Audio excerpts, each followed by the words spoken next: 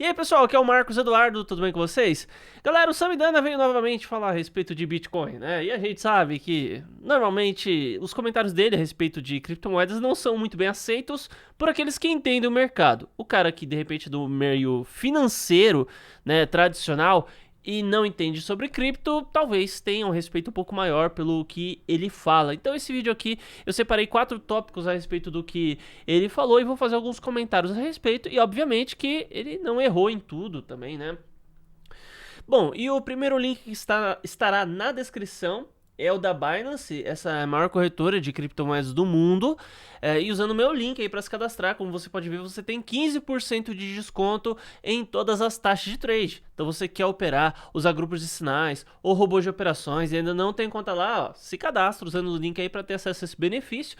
E falando em robô de operações, o segundo link na descrição vai ser referente ao robô de operações que eu utilizo, que é o robô da Nail. Ele trabalha com uma API dentro da própria Binance e tem dado lucros consistentes aí. Se você quiser conhecer, você não entende que é robô, não entende que é API e tal, acessa aí o vídeo, que é o segundo link, que vai estar explicando tudo que você precisa saber a respeito. Então, este jovem gafanhoto, né, novamente veio aqui dar o seu ponto de vista a respeito do Bitcoin. Ele publicou aqui no portal da Jovem Pan. Então, nós elencamos aqui 4 tópicos a respeito do que ele afirmou e vamos falar a respeito. Então, o primeiro tópico, pessoal, ele afirmou que El Salvador tornou-se uma bagunça após a adoção do Bitcoin, tá? Bom, na verdade, El Salvador já era uma bagunça e já tinha políticas extremamente opressoras contra a população, e a gente sabe que quanto mais Estado, menos liberdade individual se tem. Tanto é que a postura do Estado em relação a adotar o Bitcoin como moeda de curso legal não foi assim, ó, quem quiser usar tá tudo regulamentado, quem quiser investir já tá tudo certinho, fiquem à vontade. Não, os comerciantes são obrigados a aceitar Bitcoin. E eu penso que ninguém deve ser obrigado a nada. A partir do momento que você obriga uma pessoa a fazer alguma coisa, eu já não tenho mais nenhum tipo de confiança nisso. Então a gente não pode ter nenhum tipo de confiança em relação à administração de El Salvador, tendo em vista que eles obrigam a pessoa a fazer isso. Ah, mas é pro bem da pessoa. Cara, dane-se. Dane-se que é pro bem da pessoa. Cada um sabe o que é melhor pra si, tá? Então El Salvador já era uma bagunça, realmente.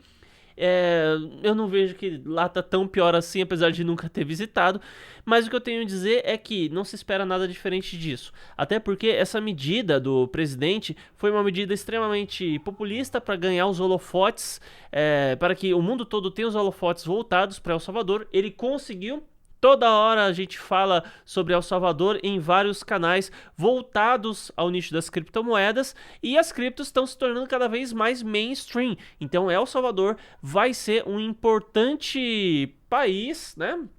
Vai ter o seu lugar de destaque por ser o primeiro a colocar Bitcoin como uma moeda de curso legal. Bom, e observando a medida que foi tomada, que do meu ponto de vista é populista, você viu que os caras tinham total. Foi um despreparo gigantesco para poder trabalhar com Bitcoin. Tanto é que eles falam assim: vamos trabalhar com Bitcoin, tipo, independência ou morte. E acabou ali, tá ligado? Valeu, né? Não tinha preparação nenhuma. O cara soltou a bomba e saiu fora. Daí, quando foram ver, e aí, como que vai ser essa implementação? Vejam só, né? Vamos aqui falar com o Banco Mundial e pedir as orientações de como a gente pode fazer a implementação. Então, peraí, você não tinha conversado com o Banco Mundial antes disso? Vocês não tinham trocado figurinhas aí com órgãos mundiais? Vocês não tinham um plano pronto para essa coisa toda? Então você percebeu que El Salvador não tinha. Foi um negócio feito às pressas. Foi uma declaração populista, foi algo que, de fato, assim, eles não estavam nem um pouco preparados para isso, o país já não tinha uma estrutura muito boa. Bom, daí o Sami também falou a respeito dos protestos, tá? E tanto é que a população está protestando contra a adoção do Bitcoin e tudo mais.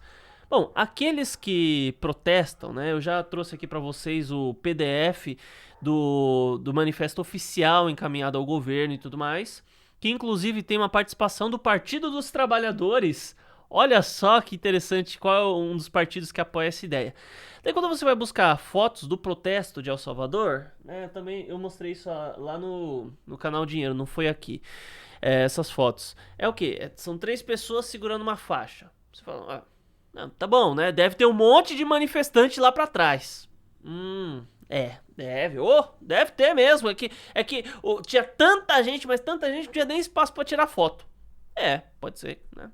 Tem uma outra foto que era só da faixa. Uma outra de 3 idosos, cada um segurando uma plaquinha assim, com um B e o símbolo de proibido, né?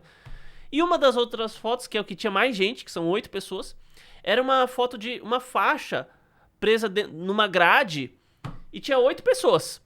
Só que assim, não eram 8 pessoas olhando pra câmera ou viradas ou gritando alguma coisa, eram 8 pessoas passando ali. Então você não sabe se realmente eram 8 manifestantes ou não. Então, em relação à população protestar contra o Bitcoin, eu penso ser uma inverdade, né? Talvez seja necessário a gente analisar um pouco melhor essa situação, buscar nas redes sociais o que está sendo dito e tudo mais, e também ter muito cuidado com as redes sociais, né? Os órgãos oficiais, eles se tornam ruins quando eles querem dizer que eles são os donos da verdade, como é o caso da Rede Globo, de grandes emissoras, Folha de São Paulo, Estadão e tudo mais, são órgãos assim que, a gente falou aqui é lei, né? Eles têm esse ponto de vista. Então, pra gente alcançar, na internet, nas redes sociais, tem muita fake news, tem muita informação, tem muita desinformação, mas também tem muita coisa que é verdadeira. Tanto é que tem muita gente que, em vez de assistir televisão, o cara prefere ver vídeo aqui no YouTube de uns caras que vão errar bastante, mas ele tá errando tentando acertar. Enquanto a TV, né, enquanto os órgãos oficiais têm um viés aí que não é declarado, eles falam que são imparciais, mas no fim das contas a gente sabe que tem uma parcialidade gigante mesmo, o negócio chega a ser absurdo. Então, em relação a esses protestos, eu penso que isso daí não tá fazendo o menor sentido. Ele falou do problema do Bitcoin ser estável, né? Como é ruim você ter que trabalhar com uma moeda que não é estável e tudo mais. E assim, aí é que tá. Aí que entra o perfil de cada pessoa, de cada investidor. Se uma empresa chega e oferece assim, a gente vai pagar 10% do salário em Bitcoin e 90% em dólar, é uma coisa. Agora, se você obriga a empresa a pagar em Bitcoin, ou existe uma lei que permite que a empresa pague em Bitcoin independente da vontade do funcionário, aí a gente tem um problema gigantesco. Aí o problema, efetivamente, não é o Bitcoin, mas sim como ele está sendo tratado. O Bitcoin ele foi feito para ser dinheiro. Porém, no meio do caminho, diante de uma quantidade tão grande de criptomoedas que foram surgindo, diante da projeção que toda essa história tomou, ele tem características mais próximas a uma reserva de valor, embora tenha oscilações muito grandes, mas ainda assim, quando você compara com o ouro físico, tá? Papel de ouro não vale nada. Por quê? Muitas vezes você quer se proteger de uma crise e se o ouro tá no banco e você só tem a representação do papel, o banco pode chegar pra você e falar assim, amigo, balbal aí, a gente teve uns probleminha aqui, então por conta disso eu não vou te entregar o ouro, eu vou te entregar a moeda fiat. Só que a moeda fiat tá desvalorizando toda hora, tá perdendo valor e tudo mais, tá tendo sérios tipos de problemas. Então assim,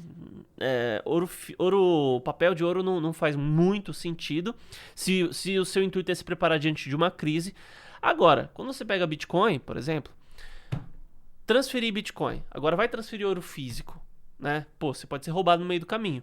Uma transferência, se você utiliza uma hard wallet, uma Trezor, uma Ledger, enfim. Cadê minha Ledger? Aqui, a minha Ledger toda suja de tinta, né? E com um pixel queimado. Essa daqui é velha de guerra. Foi a primeira que o pessoal da CryptoBR mandou pra mim. Então, o que acontece é bem mais fácil você transportar Bitcoin do que ouro. Você não vai ser roubado, não tem como você, no meio da transferência, dar algum problema, alguém te roubar, tá? Guardar Bitcoin. Você vai guardar utilizando uma hard wallet, ok? Guardou ali, fechou, acabou, não tem conversa. Agora ouro, você vai ter que ter um cofre na sua casa. E se descobrirem que tem esse cofre, enfim, se entrar bandido na sua casa, você tá lascado. O cara pode roubar a sua reserva de valor. Vai roubar a reserva de uma vida. Então, se você tem seu dinheiro em Bitcoin, ele pode oscilar pra caramba. Porém, você vai ter uma facilidade extrema diante do que é você trabalhar com ouro. Então, depende do perfil de cada pessoa. A gente não pode dizer que é um problema o Bitcoin oscilar, sendo que muitas pessoas ganham dinheiro justamente por conta da oscilação. É a oscilação que traz as possibilidades de um trader trabalhar, por exemplo. Então, depende da situação, tá? Para El Salvador, eu vejo que é excepcional eles trabalharem com Bitcoin. Só é uma pena o tipo de lei que vem e faz, o comerciante, você é obrigado a trabalhar com Bitcoin. Isso daí não faz o menor sentido, tá? Mas isso daí é questão de política, não questão de Bitcoin.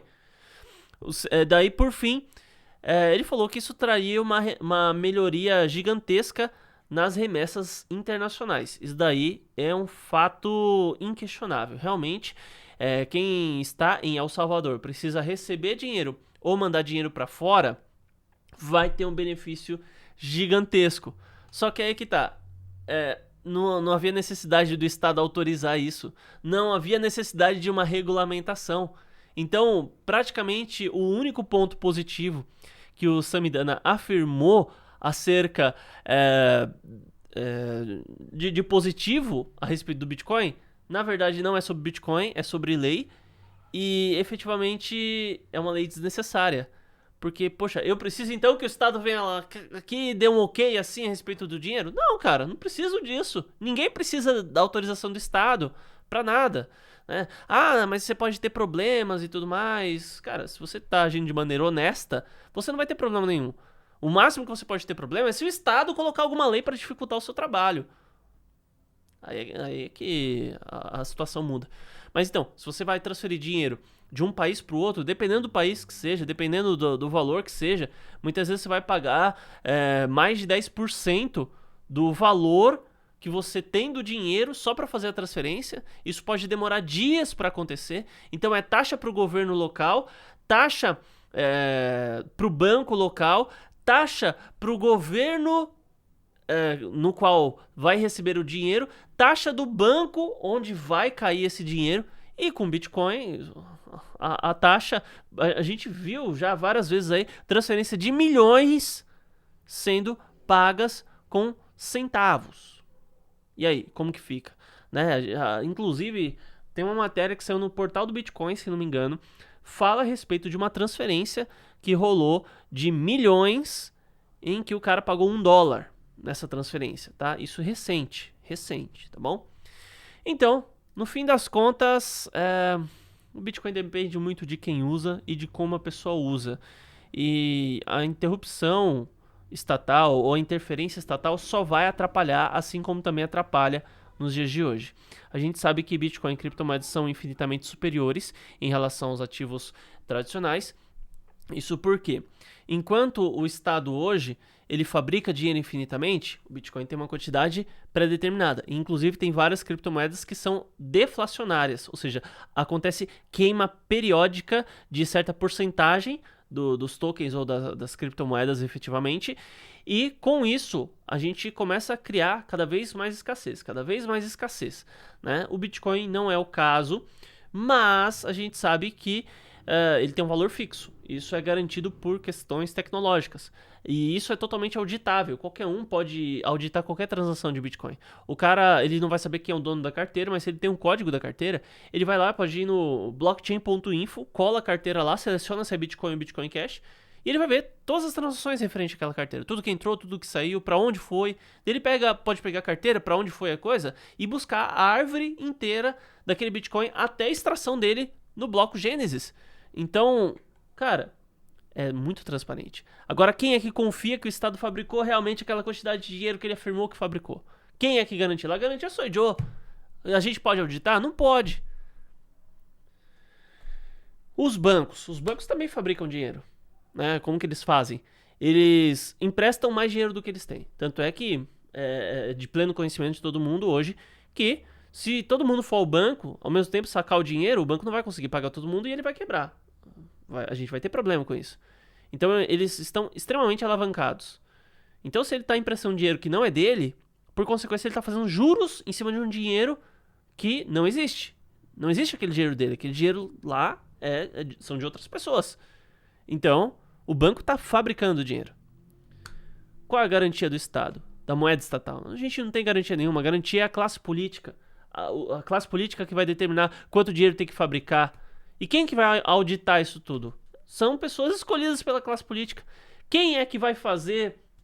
Quem é que vai determinar as regras para fabricar ou não fabricar dinheiro? De novo é a classe política, poxa. Então eles determinam, eles têm o controle da produção, da emissão, eles têm o controle da auditoria, das leis referentes a isso, as regras e tudo mais. Então, assim, contra o Estado, quem é que vai estar certo? Ninguém está certo, o Estado está sempre certo. Daí você pega Bitcoin, negócio totalmente transparente, negócio que pode ser auditado. Qualquer idiota pode ir lá na blockchain.info e verificar. Então é óbvio que é um ativo superior. É óbvio que é muito positivo que as pessoas usem, que as pessoas trabalhem. Poxa vida, você vê PayPal, Visa, Mastercard, o Facebook, né, que quis criar a própria criptomoeda, mas agora está comendo pelas bordas. O Google trabalhando com NFTs, pelo menos o Google Cloud, né, já trabalhando com empresas que trabalham necessariamente com NFT. Então, poxa vida... Gente, o que mais falta, né, pra gente entender que Bitcoin tem uma superioridade gigantesca diante da moeda fiduciária? Não falta mais nada. Se a pessoa, depois de ter ouvido tudo isso, ainda tá em dúvida, será que eu compro Bitcoin? Não é porque não entendeu nada. Nada que eu disser depois disso vai fazer alguma diferença. Então é isso, pessoal. Muito obrigado por ter assistido. Espero que o vídeo tenha sido útil e até mais.